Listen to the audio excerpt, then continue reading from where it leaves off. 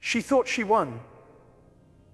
She thought leaving me for a millionaire was the ultimate upgrade, the final chapter, where I would fade into obscurity while she basked in borrowed light.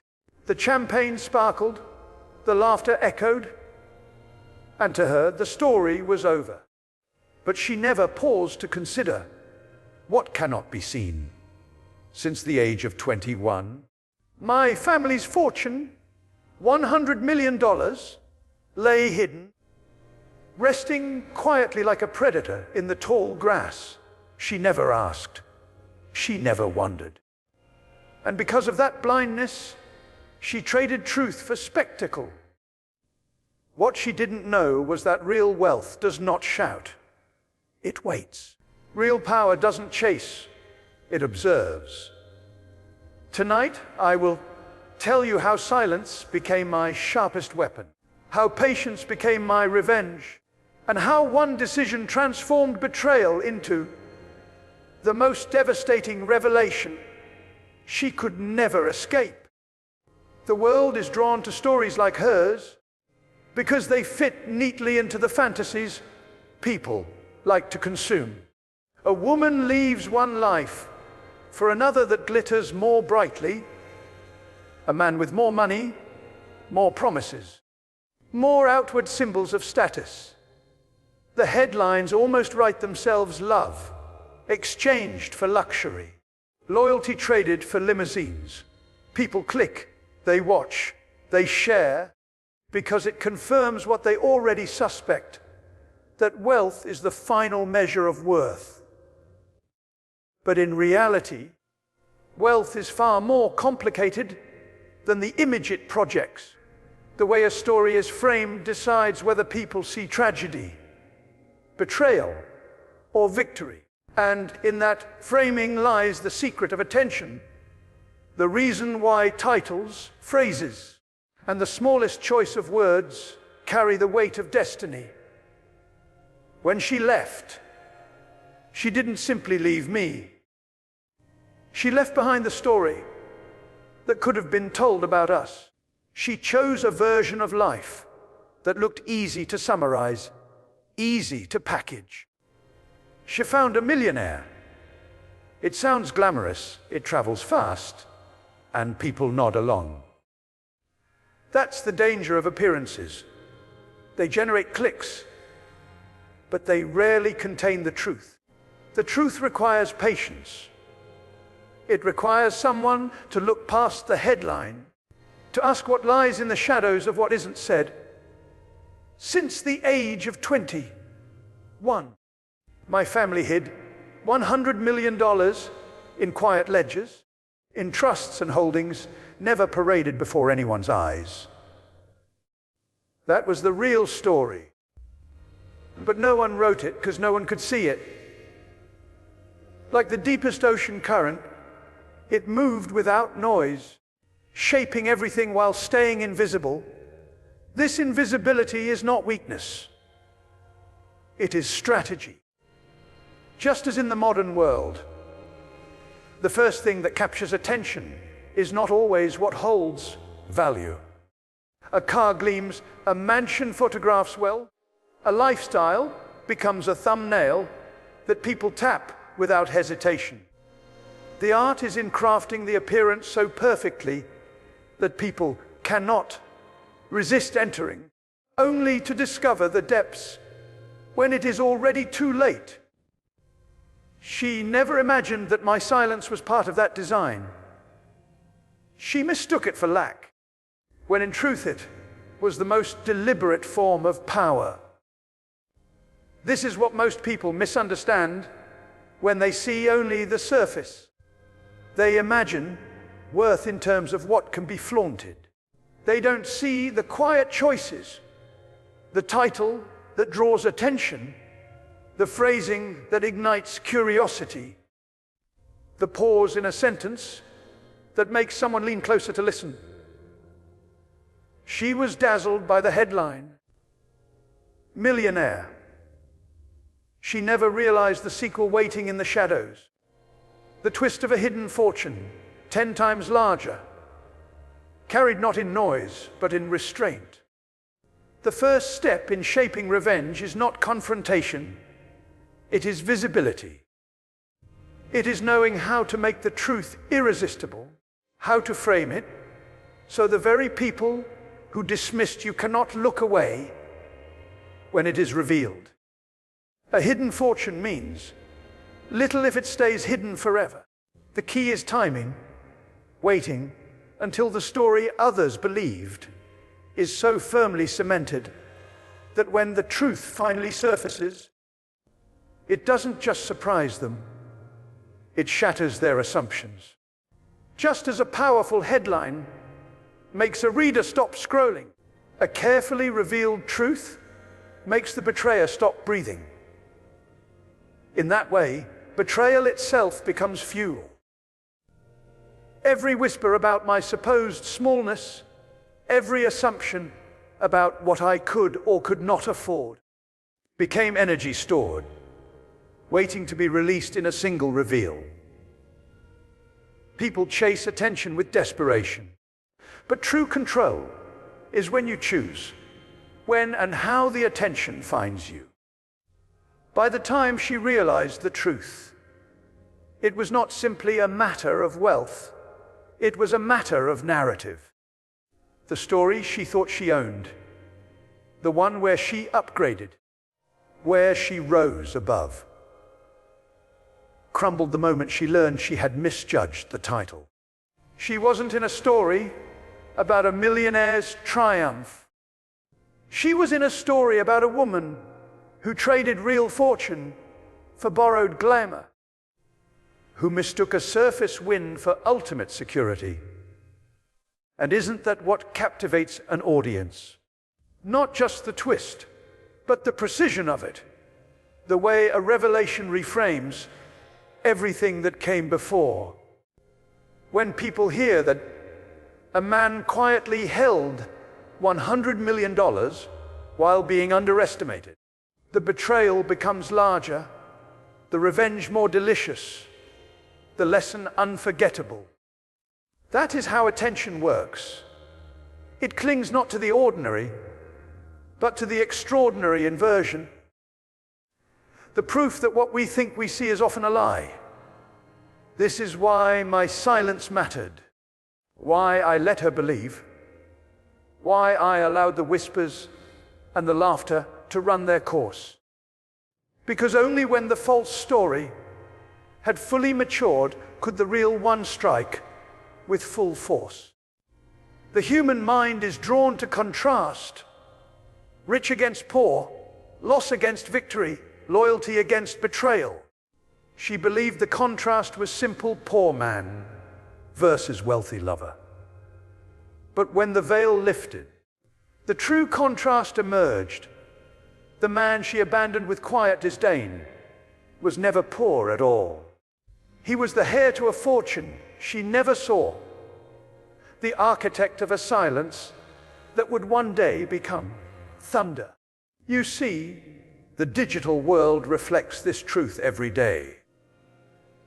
The story that gets attention is rarely the loudest. It is the one that promises a hidden layer, a twist beneath the surface.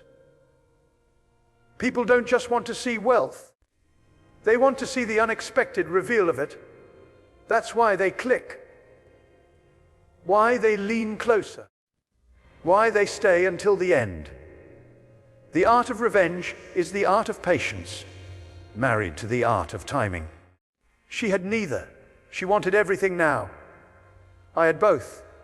I waited, and when the moment came, I revealed not with rage but with calm, not with spectacle but with precision. Just as the most irresistible title on a screen promises a secret you must uncover, I promised her the truth she could no longer ignore. She learned in one devastating instant that appearances are not power, that the real measure of wealth lies not in what is flaunted, but in what is withheld until the world is ready to witness it. And in that moment, the story turned. not because I shouted louder, but because I had crafted the silence to speak louder than any celebration she thought she had secured. That is how betrayal was transformed into the sharpest revenge, and how a hidden fortune, like a perfectly chosen headline, became impossible to look away from once it was finally revealed. The story that gets attention is rarely the loudest. It is the one that promises a hidden layer, a twist beneath the surface. People don't just want to see wealth. They want to see the unexpected reveal of it. That's why they click, why they lean closer, why they stay until the end. The art of revenge is the art of patience married to the art of timing. She had neither. She wanted everything now. I had both. I waited, and the waiting was not idle. It was deliberate, crafted like the slow unfolding of a drama, where every act has its place. Betrayal begins with noise. The announcement of her new life with him was everywhere. Photos shared, stories whispered, eyes drawn to the sheen of expensive things. The curtain rose with brilliance, and she was proud of the role she had chosen. To her, I was simply written out, a character killed off in the first act. She never noticed the audience was not done watching, and that the quietest character often returns with the most decisive presence. Revenge, in its truest form, requires narrative discipline. If it comes too soon, it feels cheap, like a plot twist revealed in the opening chapters. If it comes too late, it risks being forgotten, buried beneath other distractions. The perfection lies in its placement. Just as attention peaks, just as complacency sets in, the reversal strikes. She thought her act was complete. She thought the applause had settled into permanence. But that is when the story tilted, when the arc bent toward its rightful climax. Every moment of her celebration was, to me, another page written.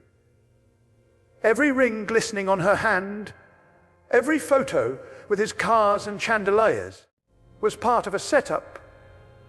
The higher the illusion climbed, the further it had to fall. And that fall could only be orchestrated if I remained silent, if I resisted the instinct to strike back too quickly. True endurance is not the absence of pain. It is the refusal to interrupt the story before it can deliver its full weight. That's why the revelation of the hidden fortune mattered not in numbers alone, but in placement. $100 million is not merely a figure. It is a force, but only when revealed in contrast to the false narrative that had been allowed to grow unchecked. A secret is powerless until it collides with assumption. Her assumption that I was small, forgettable, expendable, was so firmly rooted that the collision could not be softened. When the truth finally struck, it did not surprise her, it devastated her. Audiences crave this shape of story because it mirrors something primal in us. We want the underdog to rise, the overlooked to be seen, the deceived to reclaim power. That is why, in the telling, I must guide, not just with facts, but with rhythm. A pause here, an image there. Letting listeners lean forward with anticipation. They must feel the betrayal in their bones, taste the bitterness of dismissal, and then experience the revelation as though it happened to them. That is the architecture of retention, the invisible current that holds people until the last word. She was careless with pacing, She rushed into her new role, brandishing it like a trophy. Her mistake was believing the story ended there. Mine was patience, watching as her certainty calcified, waiting as her laughter grew louder, knowing the silence I carried would one day drown it out. When the moment finally arrived, when the documents and the accounts surfaced like a tide breaking through, the story inverted instantly. The audience she thought was hers became mine, because nothing holds attention like reversal. This is why narrative arcs are not simply artistic. They are weapons. They guide perception. They dictate memory. They ensure that when the twist comes, it is not forgotten. My wealth had been secure for years, but its power became tenfold once it was framed within betrayal and revealed at the precise crest of her complacency. Timing made it more than fortune, it made it fate. And in that fate was the purest form of revenge. Not chaos, but order. The story resolved itself with the kind of symmetry that cannot be argued. She left for a millionaire, proud of her choice. She discovered the man she abandoned had carried 100 million all along. The arc was complete, and its elegance ensured it would be remembered, repeated, and retold. What makes people stay with a story is not its beginning, nor even its end, but the promise that every moment leads somewhere necessary. That is what I crafted, what I lived, what I revealed. The betrayal was noise, the patience was silence, the revelation was thunder.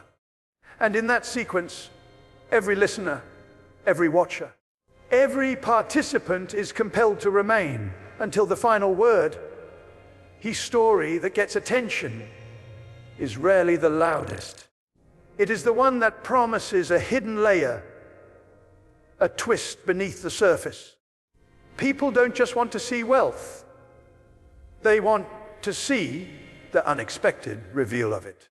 That's why they click, why they lean closer, why they stay until the end. The art of revenge is the art of patience married to the art of timing. She had neither. She wanted everything now. I had both. I waited. And when the waiting ended, it was not the fortune alone that cut through the air. It was the manner in which the truth was spoken. A revelation loses its sharpness if delivered clumsily. Power lies not just in the content of a story, but in the tone of its delivery. The same truth can be whispered like a secret, thundered like a storm, or narrated like the inevitable march of nature. Each cadence carries its own gravity. I chose calm, because calm unsettles more deeply than rage. Imagine for a moment the stillness before a predator strikes. The forest holds its breath, the wind stops, and every sound amplifies. That is the kind of delivery I mastered. I spoke with steady rhythm, every pause intentional, every word chosen as if it had weight. The contrast between her frantic laughter and my measured voice created a dissonance she could not escape.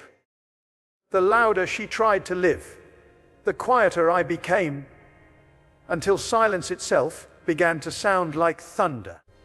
Tone is not decoration, it is strategy. The betrayer expects anger, shouting, perhaps wild gestures of desperation. But when truth is delivered with composure, the ground shifts. She looked into my eyes and saw no fury, no begging, no desperate attempt to reclaim her. She saw control. She saw someone who did not need to shout to be heard. Someone who could narrate her downfall as though it were as natural as the sun rising. That was the power she never understood. Wealth could have been revealed with noise, but it would not have pierced her illusions. It was the calm, deliberate narration that broke her. When every word sounded like it had already been decided long ago, she realized she had not been in control of the story at all. She had been living inside a narrative that was always destined to end this way. Delivery transforms revenge into legend. Not just the wealth, not just the betrayal, but the way the truth is spoken.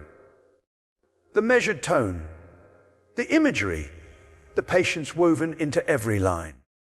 That is why people lean in closer, why they cannot turn away. They are not only listening to what happened, they are experiencing how it unfolds, one deliberate sentence at a time. And yet, even the sharpest delivery must be anchored in something deeper. The ability to hold attention from the first word to the last. Engagement is not built by accident, it is built by anticipation. Just as I let her live in her illusion long enough to believe it was permanent, so too must a story carry its listeners through layers of tension until the final revelation lands. Each moment must promise another. Each pause must whisper that something greater is still to come. That was how I lived, how I waited, how I revealed. Every step was foreshadowed, though she never saw it. Every silence was a promise, though she never listened. And when the truth surfaced, it was not simply the wealth that stunned her, but the realization that she had ignored the signs all along. Audiences crave this sense of inevitability. The recognition that what seems sudden was actually always unfolding. It keeps them watching, because they long to understand what they missed. I have learned that betrayal is loud but fleeting, while truth is quiet but enduring.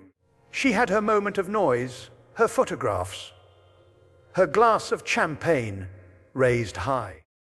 But it passed as quickly as any headline does. My moment arrived later, with fewer witnesses, but it lingers like a shadow that will not leave her. That is the secret of true engagement, not the flash of a spark, but the steady burn of a fire that refuses to die.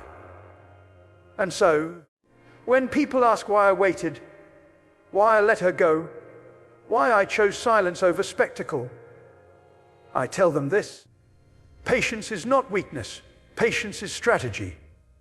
Patience is power.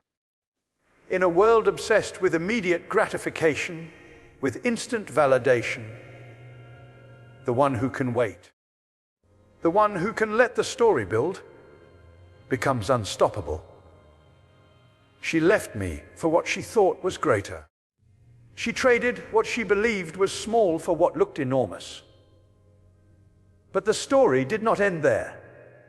It bent, it turned, it rose again, until the truth came forth with the weight of 100 million reasons she was wrong. And here is where I leave you, not in bitterness, but in strength. If you have ever been underestimated, if you have ever been discarded, if you have ever been told you were not enough, remember this: you do not need to shout to be powerful. You do not need to reveal everything at once to prove your worth. Sometimes the most devastating revenge, the most lasting triumph, is to wait, to rise quietly, and to let the truth speak when the time is right. Because in the end, money was not my weapon. Silence was, truth was. And those are tools anyone can carry. You may not have a hidden fortune, but you have patience. You may not hold millions, but you hold dignity. And when the world underestimates you, when someone walks away thinking they have won, know this: the story is not over until you decide it is. So let them laugh, let them leave, let them believe. For when the moment comes and your truth is revealed, the very people who doubted you will learn the same lesson she did, that real power never rushes, and real strength does not need to be seen to exist. And in that moment, you will understand that revenge is not about destroying others. It is about rising so quietly, so surely, that when the world finally sees you, it can never look away again.